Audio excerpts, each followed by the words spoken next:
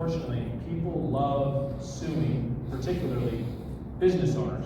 And so we're going to talk a lot about protection. It may not be your most exciting, sexy topic of the day to talk about protecting your business, but we'll talk about corporate structure, we'll talk about asset protection and litigation and how you can control some of those things. The first two are what we're going to focus on. Really, P number one, promote, is what we're going to focus on tonight right out of the gates. And I just want to be transparent with you. So my partner in marketing for Club Pickleball USA, on my mortgage business and others, Syndicate Marketing. And no surprise, you see their logo right there on the door. They are in this building, the office out of here. Tanner's going to be a massive contributor to your business accelerator experience. And if you rewind in my pickleball business, I showed you 400 members by February of 2021. We've been open a month. But by April here in Utah, you know what happens to the weather? It's nice. And there's a ton of parks. And you know what's free at the park? Pickleball. Right? So a lot of my usage from the winter months went out the door. And I said, okay, hey, I need a partner. I need someone to help me. I teamed up with Syndicate. This was back in April 5th of 2021. Just full transparency. I've spent in marketing, this is money spent across social media channels and all over the internet. I've spent over 100 grand with Syndicate. This isn't money that I gave to Tanner. This is what I had him put in ad placements on Meta, like Facebook and Instagram, YouTube, right? And then I've had over 11 million impressions. I can tie almost $1 million in revenue directly to his ads. There's a lot of revenue that I can't attach back to his advertising, right? Almost $1 million that I can. And I've had a player growth of over 25,000 players. I'm now approaching 40,000 unique players into my club. And my business is probably a little bit different than yours, but how many of you would love to have growth like that? You'd like to have more customers, more leads, more business, more revenue, right? And when I spend 100, I know many of you raising your hands, you're not like eager to go drop 100 grand in marketing, right? I didn't do that overnight. It's like an average of about $90 a day that I spend in marketing right now to just keep my business humming at a great rate. And as we dive into these topics, I just want full transparency on the table about the kind of money that I invest in my business for marketing. And I know some of you for your businesses, you might be telling me, Devin, I will never, ever spend $100,000 in marketing. And others of you are saying, man, Devin, I wish I could get away with such a low marketing budget, right? Every business is different. And as we go through the course of the next 2.5 days, trust me, there will be times or topics or presentations where you're like, it's not really a fit for what I'm doing, and that's okay. There are a lot of people in this room that we need to cover bases for, right? So I'm going to try to go 0 to 100 for everybody in the room, but understanding that we're all in different spaces and different situations in our businesses. It's my goal that we can just cover as many of those as possible here as we work through the training and through the information. So again, I just want to give you guys, if you will, give everyone in this room a round of applause for taking the time and the effort and sacrifice to be here. Let's put it together for you guys. And I would venture to guess that just as valuable as the information from this stage is the relationships that exist in this room. If you'll go outside of your comfort bubble during lunch, during breakfast, and at the end of the day or wherever you are, shake a hand, break some ice, and get to know somebody new. You might do a deal in a different state with a different partner. I just feel like there's a lot of opportunity sitting in this room around you, and it may not only be from up here. Are you guys with me? Okay? So take advantage of that. Try to meet as many people as you can while you're here. And to transition to your first real business accelerator experience, we have an advisor with Syndicate Marketing. His name is Clint Sanderson. If you want to put Clint down in your notes, Clint is going to cover with you what we call the pain problem matrix. This is the fundamentals of sales and marketing. It's what every business owner, I don't care if you're a service or e-com, if you have a product, everybody that's in business needs to understand the psychology of acquiring a customer. And to summarize what Clint is about to show you, I'll just use a quick example. Raise your hand, indulge me for a second, even those of you that hate to raise your hand. Raise your hand if you went to bed last night. You slept, okay? Keep your hand up if you woke up sometime in the night. Okay? And you can raise both hands if it was your kids that woke you up in the night, right? That's me, right? I've got Lily who needs an applesauce in the middle of the night, and I got William who needs to, hit the urinal, and all kinds of stuff happening at my house. But guess what? Your customers, your potential customers, are just like you, asleep in your cozy, cozy bed. Feather pillows and all, silk sheets, right? And I promise you, the only thing that will wake your customer up and have them do business with you is discomfort. It's the need to roll over. It's an achy shoulder. It's the urge in their brain that says, you need to go to the bathroom. You need to get a drink of water. And if you as a marketer, as a salesperson, if you're unable to remind your customer of their pain, they won't wake up. So in marketing, in sales, and everything that you do with positioning your product and making your offering, if you can remind your customer of their pain, everything will change for you from a marketing perspective. And Clint is going to go through that with you. He's got all kinds of handouts and, crazy stuff to share with you. I'm excited for you to learn from Clint. So if you guys will, I know you've been sitting for just a minute. Will you guys get up out of your seats, get some energy in the room, put your hands together, and give a warm welcome to my friend, Clint.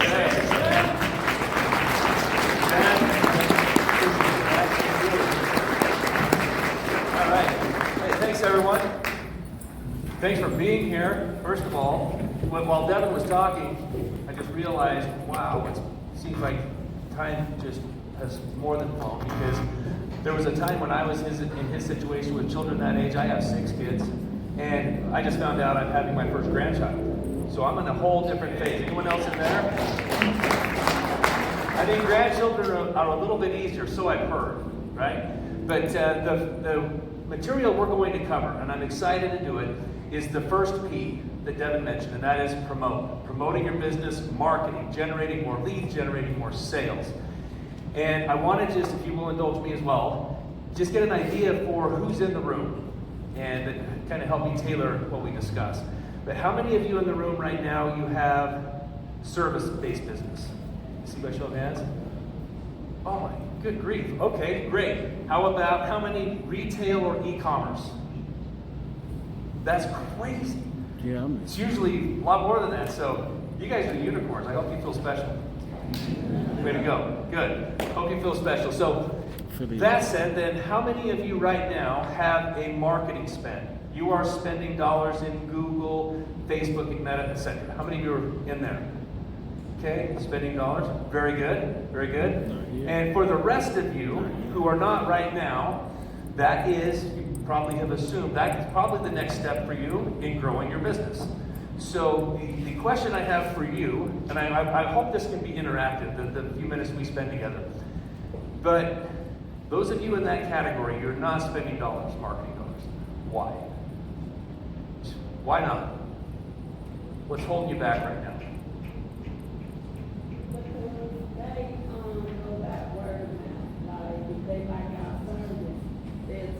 It's just word of mouth right now. Okay? Are you considering a marketing spend?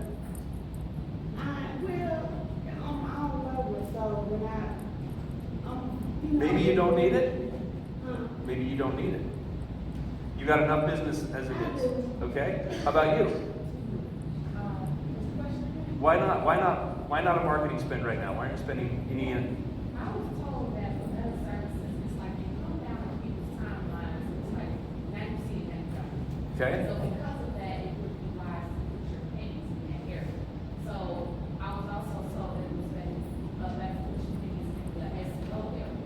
Okay. That way, people is actually interested. Better to put it in SEO, better timeline. So if I summarize what I'm hearing from you, you didn't say it, but what I'm hearing is you really don't know. No, I don't want to put it. She don't know. Facebook and Instagram because again, it just comes down to time and it disappears. As a person that's supposed to be using a Google engine, you're putting yourself in front of people that wants to understand what you have to offer. Maybe I can give you a different perspective. So that's great. Very good. What about, why not? Why not a marketing spend? I am spending now. You are? I wish I would have, but for 7 years I didn't because I had rent to pay. You had rent to pay. It's cash flow. Okay, so those of you who aren't, and even those of you who are, how many of you can agree that cash flow has a lot to do with why you are or are not spending in marketing. Is that a big deal? Yes. Okay. Second one is, and just please be honest, but how many of you would also agree that one of the biggest reasons you're not spending is you don't really know what you're going to get back? If I put in $100 or $500 a week, can you just raise them high? Can I see how many of you? That's a big reason that you're not marketing, right? So it's a lot of that is fear. And I love this quote. Maybe you agree with it, but the oldest and strongest emotion of mankind is fear. The oldest and strongest kind of fear is the fear of what? The unknown. So if I put $1,000 in Meta as an ad spend, what am I going to get back? And if the question is, I have no idea, well, then you probably shouldn't do it. So anyone have a dollar, just a dollar bill? I don't carry cash. Just do a little exercise here. I don't carry Those of you that still carry cash, anyone have a dollar? You got a dollar? Oh, he's got it. He was first up. Okay. And what's your name? Craig. Craig. All right, Craig. So Craig's giving me $1. Craig, I want to do business with you. So why don't we do this? For that $1, I'll match it. 3, 4, 5. Okay? So, and you can keep your $1. So Craig, how many times a day will you do that transaction? All day long. How many times a day would you do that transaction? As many as I can. All day long, to infinity and beyond, right? So one of the things, the main objective of the few minutes we'll spend here together before dinner, is to help you understand that is what effective, productive marketing is all about. It is not about throwing money out there that you don't know if it's going to have a return or not. You don't want to do that, right? So in your notes, if you'll just write in your notes, this is the key to this whole thing.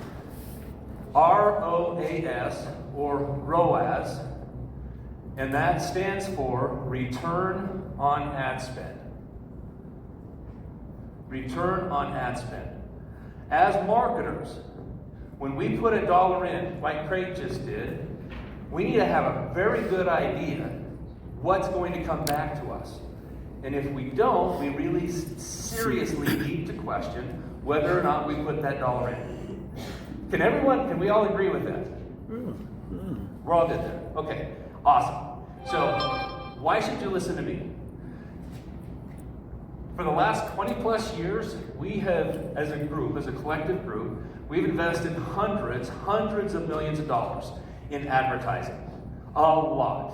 And you can see up here, I won't name them all. Direct mail, Google, Meta, Facebook, YouTube, we've been LinkedIn, magazine ads, we've done radio, all of it. Television, a lot of television. And in all of that, every one of those channels, we've always known what our return on ad spend is. Now, why would you listen to me? Do you think there's a chance in all of that we made a few mistakes? Yeah. Okay? And how many of you have made some mistakes that you've learned from, made you wiser, and actually made you better as a business owner? Yeah. It's the school of hard knocks, right? Well, how about we skip that, though, for this time? And I hope that I can share with you a few things that we've learned that you can avoid.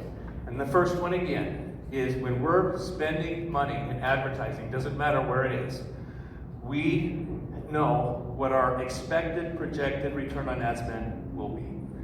So let's get into how we do that. First thing we want to do is we need to solve 3 problems. One is marketing to the wrong people. And these problems are what lead to putting in, and I can't tell you how many people I've talked to, business owners who have put in money, maybe with an ad agency, maybe themselves, and it disappeared.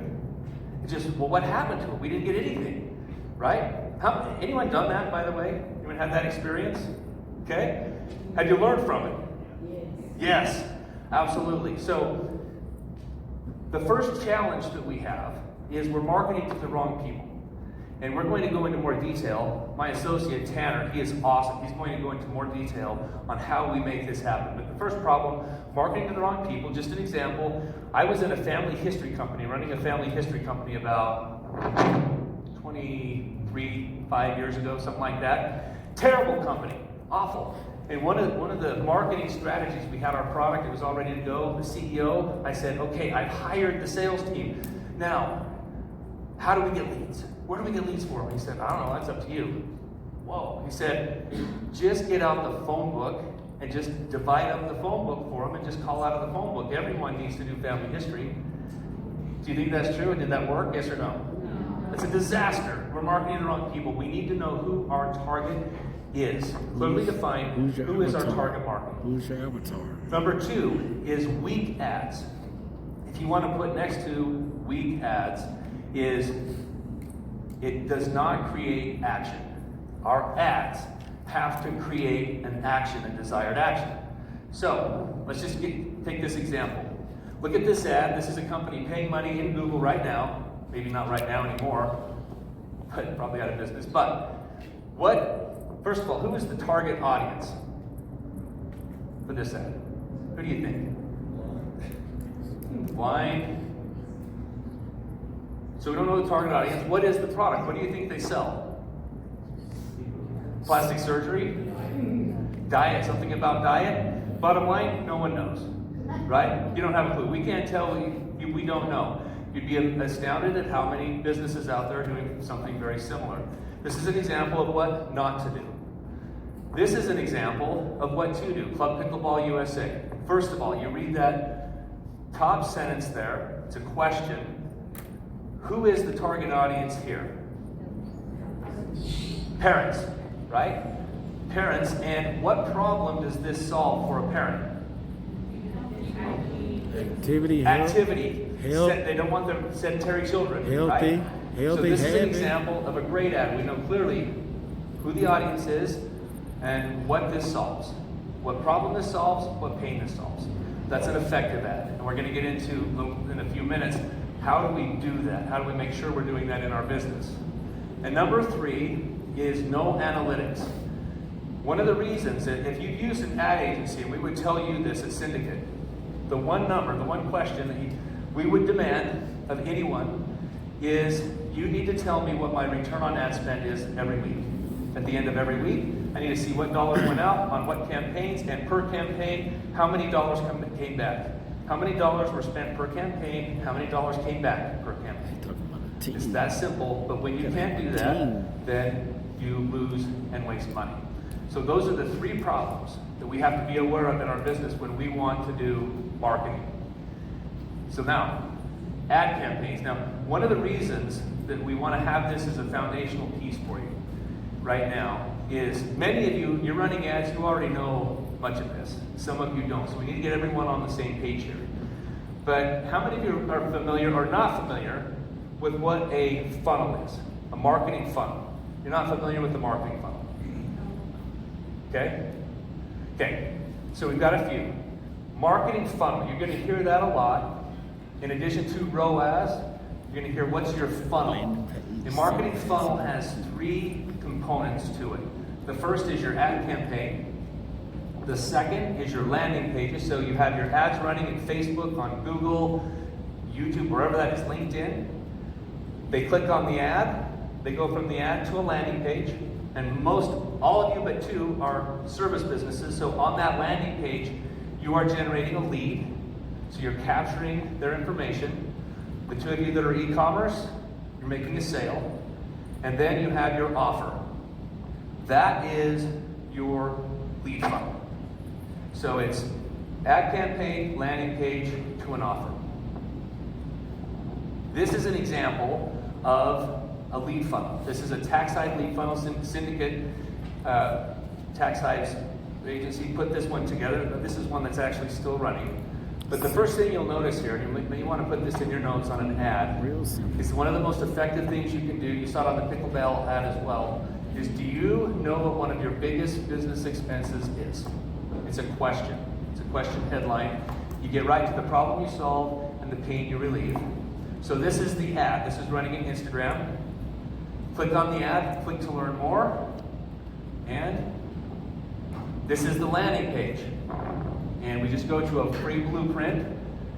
So that's the landing page, step number 2 in the funnel. And step number 3 is the lead capture. We capture their information, and we've just captured the lead.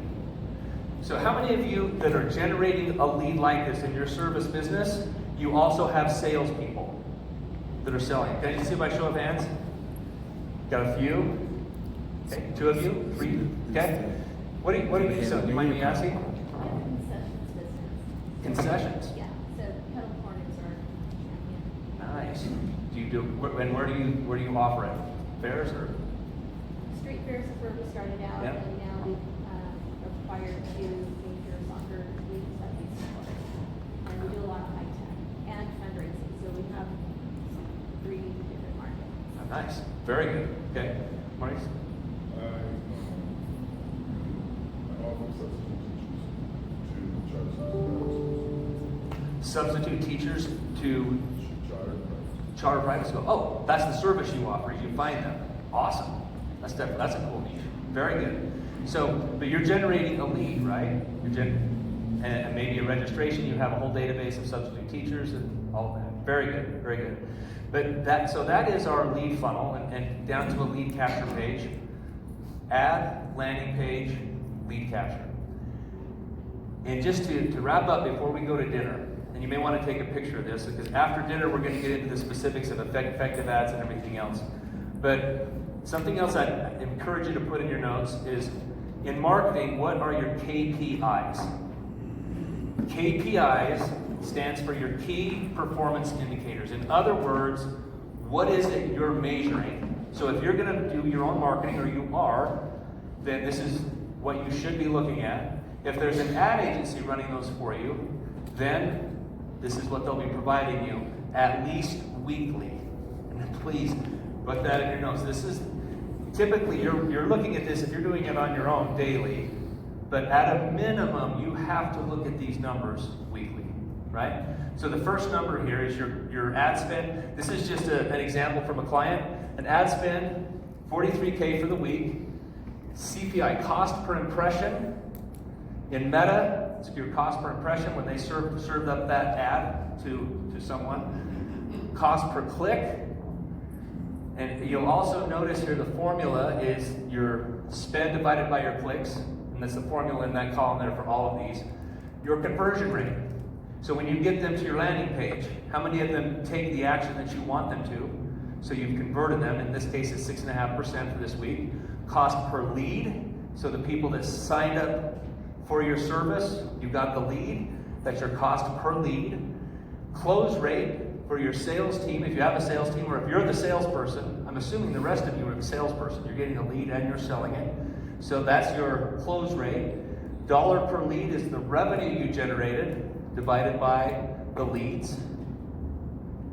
And then your customer acquisition cost. All of these metrics are what we look at to help us improve the most important number, which is what? Everyone, I need you to say it all at the same time. What is the single most important number in marketing? Return on ad spend. Ad spend. Absolutely. And how many of you can agree that if we have these numbers, but especially that one, we know what our return on ad spend is for every marketing campaign we do, we can be confident as marketers to spend more money. Okay, see by show of hands, how many of you feel you could have that confidence? You know that number, we can know that. So that's foundationally where we need to start, because we're going to be talking more throughout the next 3 days about these numbers and funnels and everything else, and we need everyone to be on the same page. So after dinner, we're going to come back and go through the actual problem pain matrix and what is it that makes people take action and buy your product or sign up for your service. So I think we're going to go to dinner, and then we're going to come back and go through that, right, Ben? Yes, sir. Let me double check if the rolls are out, you know? Oh, we can't be without the rolls. We can't be without the rolls. We're good to go. I think the rolls are good, so Rolls are buttered. you got it, Devin. Hey, we'll see you guys after dinner. Give Clint a round of applause. Organized fashion, but the buffet line is double-sided, and you can eat right here in your seats. Make yourselves comfortable. We'll spend about, with the size of this room, we'll be back in about 45 minutes, maybe top of the hour, 6 o'clock, all right? Enjoy your dinner, do some networking, come chat with us if you have any questions. We'd love to get to know about your business. We'll see you in 45.